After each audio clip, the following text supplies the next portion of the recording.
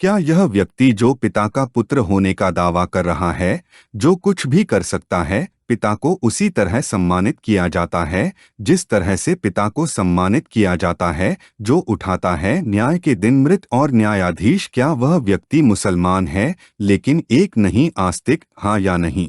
वह मुसलमान नहीं है। क्या कोई व्यक्ति एक ही समय में मुस्लिम और काफिर हो सकता है? यही वह दुविधा है जिसका जवाब मुसलमानों को देना चाहिए। मुसलमान यह साबित करने के लिए जॉन 5:30 को उद्धृत करना पसंद करते हैं कि यीशु मसीह सिर्फ अल्लाह का दूत है और ईश्वरीय नहीं है। हालांकि संदर्भ में यीशु ने ईश्वर को अपना पिता कहा, खुद को ईश्वर का पुत्र बनाया। कुरान के अनुसार आप या तो काफिर हैं या अविश्वासी हैं जब आप मानते हैं कि ईश्वर का एक बेटा है। तो क्या यीशु एक मुस्लिम और एक अविश्वासी है? आइए वीडियो देखते हैं। उम्मा, तो आपने कहा जैसे आप उन लोगों के लिए जानते हैं जो कहते हैं कि यीशु परमेश्वर का पुत्र है। हम ऐसा कहने के लिए अविश्वासी हैं, लेकिन हम अभी भी मुसलमान हैं। तो मेरा सवाल वह है, आपके द्वारा उद्धृत छंदों के अनुसार है वह यीशु है, वह एक मुस्लिम है लेकिन वह एक है काफिर। प्रत्येक, आपको बहुत जल्दी जवाब देने के लिए, क्या तुम समर्पण करते हो कि परमेश्वर इस संसार को नियंत्रित कर रहा है? यह मेरे प्रश्न का उत्तर नहीं देता है। मैं आपके प्रश्न का उत्तर देने जा रहा हूं।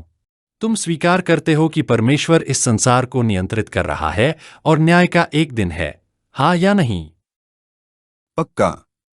ऐसे लोग हैं जो यीशु से पहले धर्म में गड़बड़ करते थे।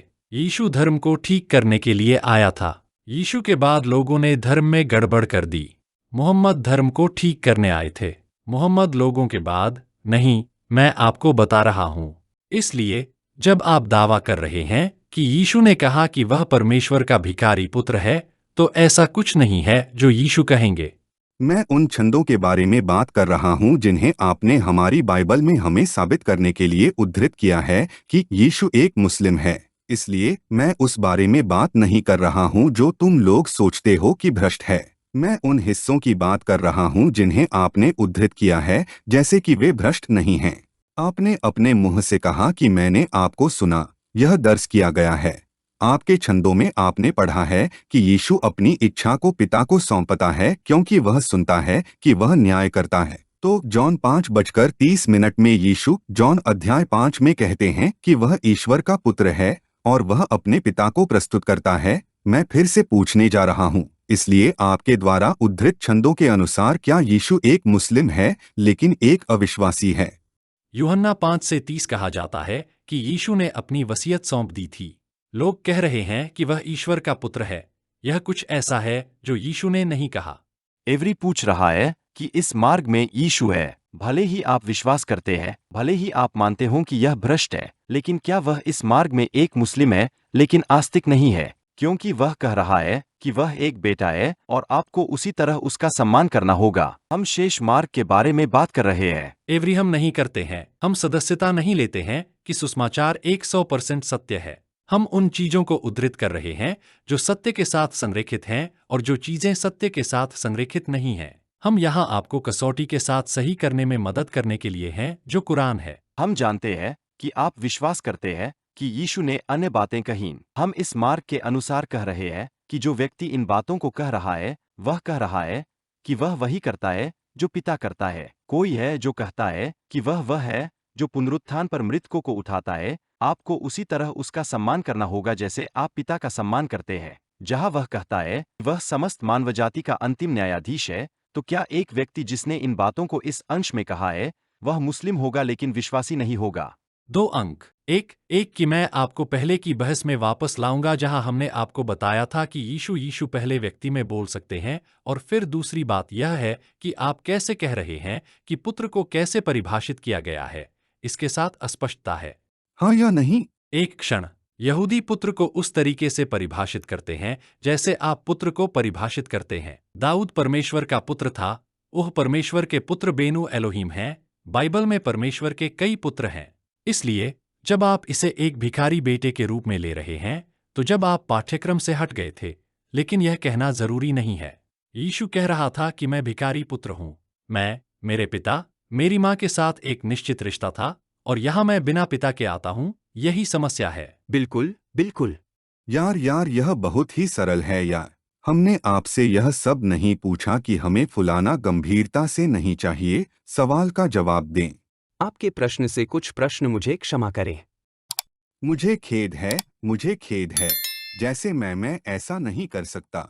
यार यह बहुत सरल है कि डेविड ने आपसे क्या पूछा और मैंने आपसे जो पूछा वह आपके अनुसार सुपर सरल है। सुसमाचार को 100% या बस थोड़ा सा लें, यही आप कह रहे हैं। यह बहुत आसान है, कृपया बहुत सरल है। क्या यह व्यक्ति जो पिता का पुत्र होने का दावा कर रहा है, जो पिता जो कुछ भी करता है उसे उसी तरह सम्मानित किया जाता है जैसे पिता को सम्मानित किया जाता है, जो न्याय के दिन मृतकों को उठाता है और न्याय करता है, क्या वह व्यक्ति मुस्लिम है लेकिन आस्तिक नहीं है, हाँ या नहीं? वह मुसलमान नहीं है। धन्यवाद। वाह वाह, यीशु। इसलिए जॉन अध्याय 5 में यीशु मुस्लिम नहीं है, लेकिन आप जॉन अध्याय 5 को यह दिखाने के लिए उद्धृत करते हैं कि यीशु एक मुस्लिम है। मैं यहाँ मुद्दों को तोड़ मरोड़ कर नहीं उड़ा रहा हूँ। हम एक नहीं हैं, मोड़ मत करो। पता नहीं, कृपया बाधित न करें। हमने जिस मार्ग को उद्धृत किया है, यदि आपको इसे ठीक उसी संदर्भ पर आधारित करना है जिसे हमने उद्धृत किया है, तो कहता है कि मैं खुद से कुछ नहीं कर सकता, जैसा कि मैंने सुना है। मैं न्याय करता हूँ, इसलिए इसका मतलब है कि वह पिता की इच्छा पूरी कर रहा है। यही हमने एक संदर्भ के रूप में उद्धृत किया है। अल्लाह पिता है या नहीं? वह पिता नहीं है। धन्यवाद।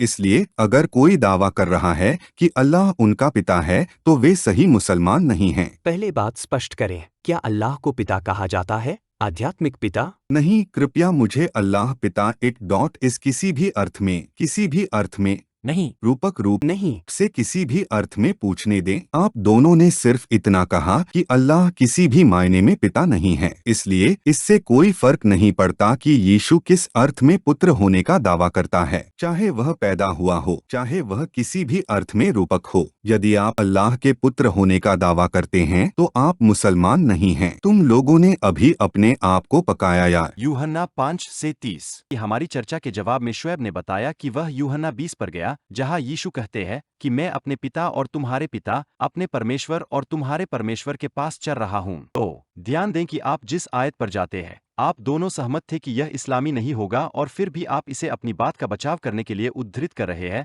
कि यीशु एक मुस्लिम थे। लेकिन यह और भी पागलपन है। यदि आप पढ़ते रहते हैं तो आप रखते हैं, क्योंकि नहीं।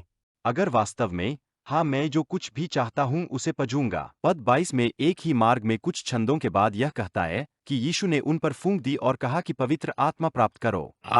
मेरी अच्छाई कि यह पिछली बेहस के साथ संबंध रखता है, लेकिन फिर उसके कुछ ही छंदों के बाद एक हफ्ते बाद उसके शिष्य फिर से घर में थे और थोमा उनके साथ था। हालांकि दरवाजे बंद थे, यीशु अंदर आया और उनके बीच खड़ा हो गया और कहा कि शांति तुम्हारे साथ हो। फिर उसने थोमा से कहा, अपनी उंगली यहाँ रखो, मेरे हाथों को अपना हाथ बढ़ाकर मेरी तरफ रखो, शुएब और मोहम्मद पर संदेह करना बंद करो और विश्वास करो। थोमा ने उससे कहा, मेरे प्रभु और मेरे परमेश्वर। यीशु ने उससे कहा, क्योंकि तूने मुझे देखा है, तूने विश्वास किया है। धन्य हैं वे जिन्होंने देखा नहीं और फिर भी विश्वास किया है। हमारा कहना यह है कि आप यह दिखाने के लिए अंशों को उद्धृत करते रहें कि यीशु एक मुस्लिम थे, और यदि आप केवल पढ़ना जारी रखते हैं तो कोई रास्ता नहीं है कि वह मुस्लिम है। तो आप कह रहे हैं लेकिन एक आयत जिसे हम सहमत है वह असली यीशु है, लेकिन बाकी जो पूरी तरह से इस्लाम का खंडन करता है।